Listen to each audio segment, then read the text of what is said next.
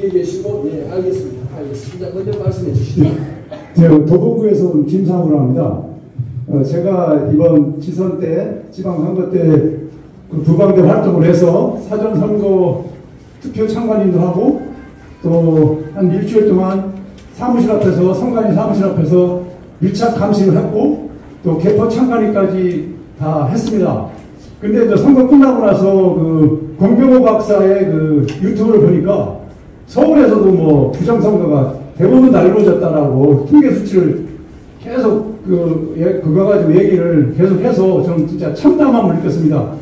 아니 우리가 이렇게 도봉구에서 한 30여 분이 고생을 하셨는데 이 많은 사람들이 고생을 했는데도 부정선거가 여전히 있다면 이건 뭐 할 필요가 없는 거 아닌가. 과연 그러면 우리 대표님께서 어떤 의견을 갖고 계신지 듣고 싶습니다. 우리 공병호 박사가 귀한 일을 많이 했습니다. 주로 현장보다는 통계학적인 관점에서 부정선거를 입증했지요. 그리고 저와 우리 부방대 여러분들은 현장에서 부정선거를 밝혀냈던 것입니다. 이것들이 잘 어우러져서 정권 교체에 힘을 보탠 그런 모멘텀이 됐다라고 생각을 합니다. 우리가 그렇게 많이 해도 이런 부정선거가 많이 저질렀다라고 말씀하시는 안타까움에 대해서 잘 알겠습니다. 그런데 우리가 부정선거를 다 막아내는 것은 사실상 불가능합니다. 전국적으로 다 이렇게 부정선거를 저지르고 있는데 우리 부방대원이 2만 명이 아무리 애를 써서 다 막을 수는 없어요. 전국에 투표소만 해도 14,500개입니다. 다 막을 수는 없어요. 그렇지만 우리가 언제 어디를 막는지 알 수 없게 하는 전략적 어떤 자산을 가지고 우리가 지난번에 했어요. 들어가서 참관활동도 했지만 들어가는 사람 숫자를 세는 것도 했어요. 우리 부방대원도 세지만 우리 시민들 중에도 자기들이 있는 곳에서 촬영해가지고 몇 사람이 들어가는지 또 세는 이런 분들이 있었습니다. 우리가 AI 앱 촬영, 앱을 개발해서 어떤 분이라도 그걸 찍어서 우리한테 보내면 그 시간들이 나오니까 어느 장소에서 언제 또 언제까지 했다는 것을 해가지고 쭉 했어요. 이런 감시 활동, 우리가 한 감시 활동은 기존의 정치인들이 하던 감시 활동이 아니라 그들이 하지 않는 감시 활동에 사실은 주력을 했습니다. 사전투표 함 감시하는 거, 우리 정치권에서 하지를 않았어요. 또 선관위 임시사무소 182개 있는데 거기서 별별 일이 다 저질러 질 수 있는데 이것도 기존의 정당에서는 하지를 않았어요. 또 들어가는 사람들의 투표하러 들어가는 사람들의 숫자를 세는 거 개수하는 거죠. 이것도 세지 못한 분들이 많이 있었습니다. 그리고 현장에 들어가서도 이제 선관위가 엉터리 자기 규정을 가지고 법에 정해져 있는 것을 어기면서 이제 투표 관리를 할 때 우리 부방대가 그걸 가지고 싸웠습니다. 그러니까 이런 싸움들이 저들의 부정선거를 100% 막아내지는 못했을지라도 10% 막아낸 것이 저들의 1% 전략을 이기는 그런 모멘텀이 됐던 것입니다. 그래서 저는 이 싸움이 굉장히 소중하다 이렇게 생각을 합니다.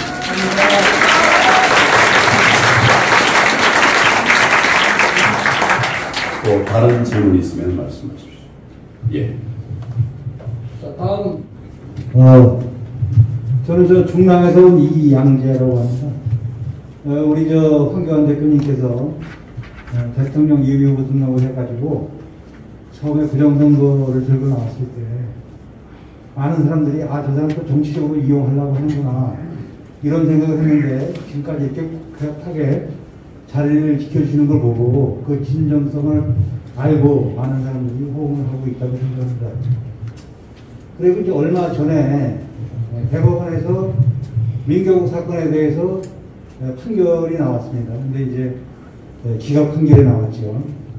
근데 많은 사람들이 그동안에 부정선거에 대해서 긴가민가, 우리 물론 부방대 대원들 모두는 그 판결이 잘못됐다고 하는 거를 다 인식하고 있고 거기에 대해서 그걸 인정하지 않고 있지만 일반 사람들은 부정선거가 그동안 있느냐 없느냐 계속 다툼이 있을 때 이게 부정선거가 그럴 수도 있겠다 이런 생각을 했는데 대법원에서 확정 판결이 남으로 인해 가지고 오히려 이제 그 판결을 오히려 더 신뢰하는 그런 경향이 있습니다.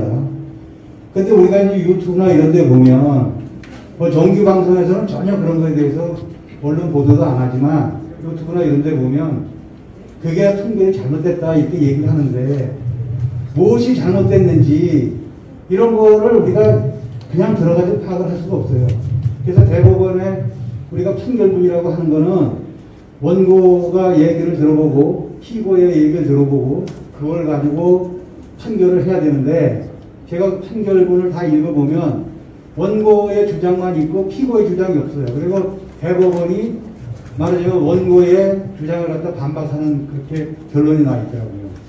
그래서 우리 부방대에서 그냥 이게 판결이 잘못됐다고만 하지 말고 이 판결문을 거기에 대비되는 인용 판결문을 좀 만들어 가지고 그 판결문이 뭐가 잘못됐는지 이런 거를 조목조목 이렇게 반박할 수 있는 자료를 만들어서 언론에 좀 배포도 하고 언론에서 보도를 안 해주면 오히려 우파 유튜브라든지 이런 데를 통해서 계속 그 판결이 잘못됐다는 걸 좀 홍보를 해야 되지 않을까 그런 생각에서 말씀드립니다. 좋습니다. 예. 그래서 대법원에서 이번에 판결한 것은 4.15 총선에 이의 제기가 있었던 그 126곳 중에 2곳에 대해서 그 선거가 무효냐 아니냐 이걸 판단하는 겁니다. 선거가 무효냐 아니냐 이걸 판단하는 것이에요. 부정선거가 있었냐 없었냐 보다도 선거가 무효냐 아니냐. 예. 그 중에 이제 그 이유 중에 하나가 뭐 부정선거가 있었든지 절차가 잘못되든지 이런 것들을 이제 거시해서 얘기를 할 수는 있겠죠. 지금 예를 들어서 법원의 입장은 이런 겁니다. 선거 무효 소송에 있어서 법원의 입장은 이런 거예요. 민경욱 의원 송도 이 투표소에서 1900명이 투표를 했는데 그 중에 1000장을 재검표를 해보니까 1000장이 투표관리관 도장이 도장으로 인식할 수 없는 시뻘건 문드러진 게 나왔어요. 다 아시죠 여러분? 일장기 투표지라고 하는 거. 그러니까 1900명 중에 1000장이 문드러진 투표지가 나왔는데 거기 투표관리관이 나는 그런 투표용지를 주지 않았다. 유권자에게. 그러면서 이 재검표할 때 나온 이 투표지가 어디서 나온 겁니까? 투표관리관이 다 하나씩 준 거거든요. 근데 자기가 그런 거 주지 않았다 라고 말을 했는데 재검표하니까 그런 게 나왔어요. 여러분 이게 부정선거 아니고 뭐가 부정선거입니까?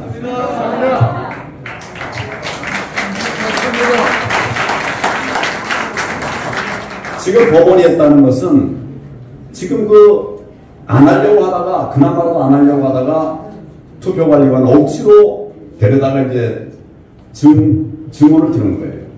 그 증인이 나와서 나는 그런 거 나눠주지 않았다. 본 일이 없다. 근데 이거 어디서 나왔습니까? 우리는 다 그래서 이건 있을 수 없는 부정선거다라고 다 인지하고 있지 않습니까? 근데 법원의 논리 이런 거예요. 그래도 그것이 당락에 영향을 미치지 않았다. 민경욱 의원이 한 2,100표 졌대요. 3,000표 가까이 졌답니다. 지금 이 송도 이 투표소에 1900장 중에 1000장이 문드러져서 투표관리관을 문제할 수 없는 이런 가짜 투표지인데 그 중에 재검표하면서 270몇 표는 무효로 처리했답니다. 그 전에는 이거 다 유효를 했던 거예요.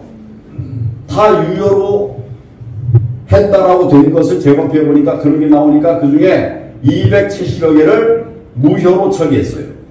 그래도 민경욱 의원이 진 게 2,몇백 표니까 뭐 200 몇십 표 유효를 해봐도 당락에 영향이 없다. 말은 맞는 것 같죠? 근데 이게 그게 무슨 말입니까 여러분? 지금 선거 무효 소송의 판결은 그런 식으로 된 거예요. 어떤 국민이 그걸 납득하겠습니까? 단 한 표라도 여러분 시험보다 컨닝하다 걸리면 그 전체 다 컨닝한 것이 라이하고 쫓겨납니까? 하나 걸려도 쫓겨나는 거죠. 그래서 제가 엉터리 판결이라고 얘기를 하는 거예요. 말은 그렇듯해요. 2,000몇 표를 졌는데 이거 지금 유효가 무효된 거는 200표밖에 안 되니까 그 당락에 영향을 미치지 않는다. 이게 정말 말도 안 되는, 제대로 뭘 검증을 했습니까? 제가 다 봤어요, 여러분. 지금 무슨 뭡니까, 투표 현장에 나왔던 뭐예요, 예? 직원들, 뭐 이런 사람들 조사 명령하고, 아니, 조사한 거 참 그러네. 조사한 게 그거밖에 없어요. 투표 관리관하고 투표 사무원, 그 둘만 조사하는 걸로 기억돼요. 우리 보면, 어떻게 하세요? 한일 어떻게 하세요? 그런가요? 네, 맞아요. 그거 딱 두고 해놓고서는 2년 넘게 하다가, 그거 믿기 어렵다. 그럼 그냥 이제 끝낸 거예요. 이거는 그래서 제가 엉터리 판결이라고 얘기하는 겁니다. 그런데 이 부분에 관해서는 우리가 계속 이야기를 하면 또 양심적인 대법관이 나올지 몰라요. 정권 교체가 되지 않았습니까? 근데 또 한 가지 길이 있어요. 지금 빼도 박도 못하는 길이 있는데 그건 수사로 부정선거를 밝혀내면 되는 거예요. 그럼 이거 뭐 당락에 영향을 미칠 수 있다, 이런 것도 되지 않는 거예요. 그 자체가 불법이냐 아니냐를 알 수가 파악하면 그걸로 끝나는 거거든요. 그래서 제가 두 가지 얘기를 하는 겁니다. 하나는 재판을 제대로 해라. 또 하나는 수사를 해라. 지금 수사를 안 하고 있잖아요. 그래서 그 수사를 계속 촉구하고 있는데 그 두 가지 길을 우리가 계속 이제 뚫다 보면 결국 열일이라고 생각을 합니다. 그리고 제정신이 있으면 알면서도 이 부정을 할 수는 없거든요. 지금 모르는 자들이 있고 알면서도 모르는 체 하는 자들이 있는데 과연 반드시 정의는 밝혀지리라고 생각합니다. 예, 반드시 하겠습니다.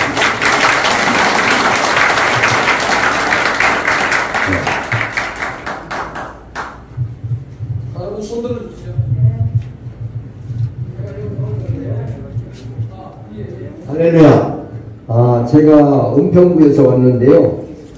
그 부정선거를 우리가 사전선거 전날 목요일날 저녁에 그것도 8시 아까 6시 5시 50분 5시 40분 정도에 구름알 10분 나간 걸 보고 이게 뭐냐니까 내일 뭐 사전선거 필요한 서류라고 그러는데 그게 나갈 이유가 없잖아요. 두 그루마면 그게 한 그루마에 12,000장 정도 될 겁니다. 우리가 그 사진도 찍어놨어요. 나는 여기 나올 자격도 없는데 홍정아 그 대표가 와야 하는데 그 양반이 오늘 못 왔어요. 나 같이 너희 가서 그걸 봤는데 두 그루마를 굽고 나가서 그냥 그걸 못 지냈어요. 그리고 조금 있다가 이제 선거관리에서 여당 야당 두 분이 왔더라고. 그래서 뭐 때문에 와 있냐 그러더라고. 우리 보고. 그래서 부정선거 방지하기 위해서 뭐 제대로 있는가 보려고 왔다고 했더니 요즘 부정선거가 어디가 있습니까? 미안합니다만 네. 그래서 부정선거의 경위를 쭉 얘기하려고 그러면 시간이 너무 많이 가니까 네. 저에게 질문하신 거 하고 싶은 것만 말씀하시죠. 제가 그때 부정선거 그걸 보고 그때 이제 부방내에도 전화를 하고 또 문태선 그 지구의 그 대변인한테도 얘기하고 사방 전화했는데 한 사람도 오는 사람이 없어요. 왜냐면 그 실효한 걸 확인을 했을 때 그걸 부정선거니까 밝히라고 불러도 한 번도 안 왔어요. 우리가 밤 8시 반 넘더라고. 그걸 보고도 전화했는데 한 번도 안 왔어요. 나는 지금이 아니라 그걸 그렇게 부정선거를 보고 전화를 하면은 누가 한 사람이라도 와서 그걸 밝힐 줄 알았어요. 얼마나 애가 터진지 알아요. 사람이 죽는 거였고 그걸 나가야지. 그걸 부정선거 어떻게 막는 거야. 그걸 보고 봤으니까 와서 확인하고 잘못했다. 그걸 해야지. 그거 그것도 안 해요. 어딜 안 해요. 그리고 여야 부정선거 관리인들은 요즘 부정선거 어디가 있습니까? 그게 말이 되는 얘기. 우리가 눈을 보고 사진 다 찍어놓고 있는데 한 사람도 안 왔어요. 나는 그걸 지금 그것 때문에 열동천에서 온 거예요. 딴 거 온 게 아니에요. 우리가 전화해보면 그냥 와서 확인을 해야 할 거 아닙니까? 왜 우리 연세되신 목사님이 저렇게 화를 내시는 이유를 여러분 잘 아시겠죠? 네. 그게 부르면 바로 와야 돼요. 그게 정당의 참관인입니다. 그걸 안 하니까 못할까 우리도 나갔는데 우리도 인력에 제한이 있으니까 아마 바로바로 못 갔을 것 같아요. 앞으로 부르시면 바로 가겠습니다. 이제 시간이 가니까 두 분만 질문 더 받겠습니다. 두 분만. 제가 답변 조금만 더 하고요. 부르실 때 바로 가려면 우리 부방대원들이 지금보다 한 3배쯤은 2배, 미니멈 2배, 아니면 3배 정도 많아지면 그 가능합니다. 아까 말씀드린 것처럼 전국에 투표소가 14,500개, 그 다음에 사전투표 3,500군데, 이틀 하면 7,000군데, 그러니까 14,500개, 7,000개, 한 2만 몇천 개 나오잖아요. 근데 혼자 못하니까 이걸 둘이 해야 되거든요. 그래서 그러면 한 5만 명이 있으면 힘들지만 그래도 어느 정도 할 수 있는 거예요. 근데 우리가 반밖에 못 모여 있으니까 반도 채 안 되는, 우리가 이제 하니까 우리 열심히 하지만 우리가 막는 거는 막는데 다 막지는 못해요. 또 연락을 주시더라도 우리가 아주 바로 나가는 것도 있어요. 변호사들도 뭐 바로 나가고 뭐 그렇게 했는데도 이제 못 가는 곳들이 많았죠. 그 못 간 데에 대해서 죄송하게 생각하고 앞으로 여러분 더 도와주시면 완벽하게 잘 나올 수 있도록, 아마 지금보다 한 3배만 우리 부방대가 더 늘어난다면, 그게 늘어나는 게 2배 정도가 된다면 우리 한 7만 명 이렇게 되면 좀 넉넉하게 할 수 있을 것 같은데, 저와 여러분들이 같이 숙제로 생각해 주시면 고맙겠습니다. 공동으로 이성수라고 합니다. 저 황교안 대표님한테 한 3가지 정도 좀 묻고 싶은 게 있는데요. 첫 번째는 이제 뭐 저희는 이제 분명히 아니지만 특히 이제 뭐 좌파 쪽이나 중도 쪽에서는 이제 부정선거에 대해서 이해를 제기하는 거를 극우 프레임으로 이제 몰고 있지 않습니까? 그런 이제 그런 좌파의 그런 프레임 전략에 대해서 저희 이제 부방대에는 어떤 좀 프레임을 갖고 있는지가 첫 번째 질문이고요. 두 번째는 좀 저희도 어떻게 보면 이제 국민의힘의 그런 외곽 조직으로서 뭔가 좀 힘을 보태고 함께 좀 활동해야 되지 않느냐. 특히 이제 뭐 서울시라든가 뭐 그런 부분에 있어서 좀 어떤 이제 같이 이제 좀 활동하는 그런 좀 계획이 있으신지. 그리고 세 번째는 저희가 좀 행동은 아프는데 아무래도 좀 그런 친밀한 그런 전략이나 전술적인 부분에 있어서는 좀 많이 좀 부족하지 않나. 그래서 향후에 좀 저희가 그런 짜임새 있는 그런 좀 전략과 전술로서 어떤 좀 조직을 탄탄하게 갖고 향후에 어떤 좀 계획을 갖고 계신지 이 세 가지를 좀 묻고 싶습니다. 제가 이제 평생 부정선거 싸우면 아마 그거 다 할 수 있을 것 같은데 평생은 못할 것 같습니다. 농담이고요. 근데 이제 우선 첫째, 극우 프레임에 대해서 제가 여러분들에게 한번 질문을 드리겠습니다. 극우가 뭡니까, 여러분? 극우가? 네? 뭐가 극우라고요? 폭력을 쓰는 거, 불법을 쓰는 거, 불법 폭력을 쓰는 게 극우입니다. 근데 여러분, 우리 부방대가 불법한 거 있었습니까? 변호사들이 저도 또 법조인이니까 검토해가지고 법에 어긋난 것을 왜 강하게 한 것이에요. 이거는 합법적인 것이지 불법이 아니에요. 그 다음에 여러분 주먹 휘둘 어떤 일 있습니까? 우리 2만 명인데 말에 까부지 마. 그래서 주먹을 휘두르거나 흉기를 쓰거나 그런 일이 있습니까? 없습니다. 그럼 왜 여러분이 극우라는 말을 듣습니까? 저는 극좌는 있어요, 사실 우리나라에. 제가 이제 공안검사를 할 때 보면 저들은 집회를 할 때마다 불법을 저지릅니다. 그러니까 집회가 끝나면 우리가 하는 일이 늘 그 연행해가지고 사람들 몇백 명 뭐 이렇게 연행해가지고 등급 분류하는 거예요. 구속할 자, 입건할 자, 또 즉결 보낼 자, 석방 훈방할 자, 매번 할 때마다 불법을 했습니다. 저들은 극좌가 넘쳐납니다. 그렇지만 우리는 극우 없어요. 저들의 극우 프레임에 속을 필요가 없습니다. 누가 만약 극우 얘기를 하면 내가 폭력을 썼냐, 폭력 쓰는 거 봤냐? 극우 없다. 극좌는 있다. 여러분 민노총 시위할 때마다 불법 시위하죠? 그러니까 지난 문재인 정부에서도 민노총 불법에 대해서 처벌할 수밖에 없었잖아요. 이게 그겁니다. 우리는 법대로 했습니다. 그구안이에요. 자신 있게 우리 여러분들이 나눠드렸던 법률 키트 그거 가지고 무슨 얘기하시면 돼요. 둘째는 국민의힘과 함께 맨 처음에는 국민의힘이 별 협조를 안 했습니다. 또 지금 또 중앙에서는 별 협조를 안 했어요. 왜 그랬을까요? 그 당시 대표가 누구였습니까? 조사할 것도 없고 재검표할 것도 없고 재검표하기 전에 한다고 그러는데 부정선거는 없다라고 말을 했습니다. 그러니 어떻게 당원들이 움직이겠습니까? 그러나 부정선거를 우리가 얘기하고 깨닫고 알게 된 뒤로부터 현장에서는 협력이 이루어졌습니다. 뭐 예를 들면 부산 같은 경우에는 우리 부방대와 또 국힘의 그 지구당과 또 다른 당도 같이 했어요. 당이 아니라 여러 단체들도 같이 해서 부정선거를 막아냈습니다. 이제 현장에서는 협력이 이루어지고 있습니다.